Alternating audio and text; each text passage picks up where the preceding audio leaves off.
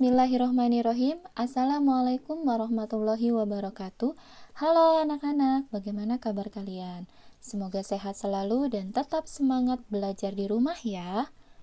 Baiklah, kali ini kita akan belajar bahasa Indonesia di kelas 10, yaitu tentang analisis unsur buku fiksi. Apakah kalian sudah siap? Sebelum belajar, jangan lupa berdoa terlebih dahulu ya.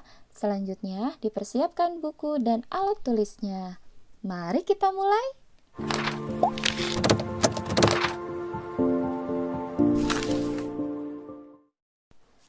Tujuan pembelajaran. Setelah kegiatan pembelajaran ini, kalian diharapkan dapat memahami analisis unsur-unsur yang terdapat dalam buku fiksi secara kreatif, jujur, dan bertanggung jawab. Selanjutnya, kita masuk ke dalam uraian materi, yaitu tentang menganalisis isi buku fiksi.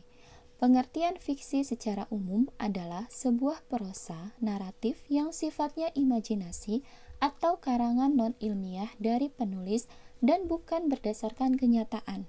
Dengan kata lain, fiksi tidak terjadi di dunia nyata dan hanya berdasarkan imajinasi atau pikiran seseorang.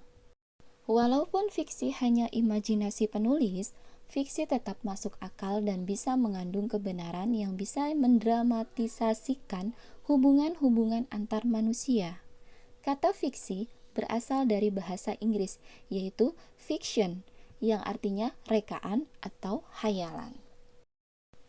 Ada beberapa jenis karya seni yang termasuk dalam tulisan fiksi, di antaranya novel, cerpen, sinetron, drama, telenovela, dan film komedi. Nah, itu dia penjelasan mengenai pengertian fiksi dan jenisnya. Nah, sekarang apakah kalian sudah dapat memahami apa itu buku fiksi? Buku fiksi berarti buku yang dibuat berdasarkan imajinasi penulisnya.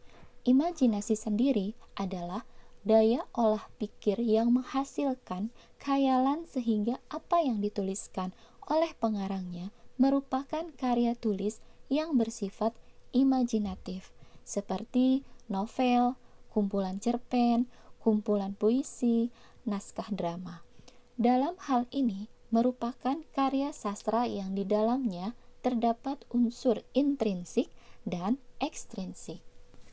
Unsur intrinsik adalah unsur dalam yang membentuk karya sastra tersebut, sedangkan unsur ekstrinsik adalah unsur luar yang membentuk karya sastra tersebut. Oleh karena itu, buku fiksi dapat dianalisis berdasarkan unsur tersebut. Dan berikut unsur intrinsik dalam buku fiksi. Yang pertama ada tema, kemudian ada plot, yaitu dasar cerita atau pengembang cerita. Kemudian alur, yang merupakan rangkaian cerita. Lalu ada proses alur bisa maju, mundur, atau maju mundur. Kemudian latar atau setting, yaitu tempat terjadinya cerita, terbagi menjadi latar geografis, yaitu tempat kejadian berlangsung, setting antropologis, atau kejadian berkaitan dengan situasi masyarakat, kejiwaan pola pikir, atau adat istiadat. Selanjutnya, penokohan atau perwatakan. Tokoh digambarkan sebagai tokoh utama, ada protagonis, kemudian ada antagonis, maupun peran pembantu. Selanjutnya, bidang tokoh harus digambarkan seperti dari gaya gestur, mimik, kemudian ada pakaian. Selanjutnya ada sudut pandang yang mendasari tema dan tujuan penulis. Kemudian yang terakhir ada suasana, yang mendasari suasana cerita adalah penokohan karena perbedaan karakter sehingga menimbulkan konflik. Dengan konflik, pengarang berhadapan dengan suasana menyedihkan, mengharukan, menantang, menyenangkan, atau memberi inspirasi. Nah, itu dia anak-anak, unsur intrinsik. Selanjutnya, unsur ekstrinsik. Unsur ekstrinsik dalam buku fiksi ada 5, yaitu bagian sampul buku, rincian subbab buku, judul subbab, tema cerita, dan bahasa yang digunakan. Sekarang kalian diharapkan dapat mengetahui kekhasan yang menjadi ciri dari buku fiksi yang selama ini telah kalian baca, seperti novel, kumpulan cerpen, kumpulan puisi, bahkan naskah drama atau kumpulan naskah drama lainnya. Dengan demikian, kalian diharapkan tidak lagi bingung dalam mengenali buku fiksi. Kegiatan mengidentifikasi buku fiksi juga dapat dilakukan dengan membaca buku fiksi yang telah direplikasi menjadi resensi buku. Dengan membaca resensi melalui surat kabar baik cetak ataupun elektronik ataupun dari media internet, maka kalian akan lebih mudah menemukan unsur intrinsik dari karya sastra yang menjadi ciri khas buku fiksi. Selanjutnya, kalian diharapkan memiliki keinginan untuk membaca bukunya hingga selesai. Nah, berikut satu contoh buku fiksi yang telah diresensi. Nah, berikut contoh resensi buku novel. Nah, sebelumnya, apakah kalian tahu apa itu resensi? Resensi adalah ulasan mengenai kelemahan atau kelebihan suatu karya untuk diberitahukan kepada pembaca. Itu ya yang dimaksud dengan resensi. Berikut contoh resensi dari buku novel I Love Your Secret penulis dari Gaby Kusuma. Nah, dalam resensi itu terdapat identitas buku, kemudian ada sinopsis buku, lalu kelebihan dan kekurangan buku. Nah, ini contoh dari resensi buku. Nah, ada yang tahu apa itu sinopsis buku? Sinopsis adalah ringkasan isi naskah cerita yang menggambarkan isi dari buku, film, atau pementasan dari awal hingga akhir.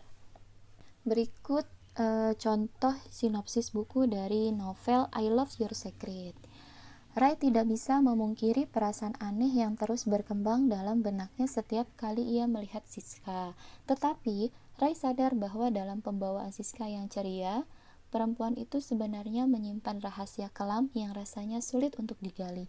Meski begitu, Rai tetap setia menjadi pendengar Siska dikala Siska membutuhkan.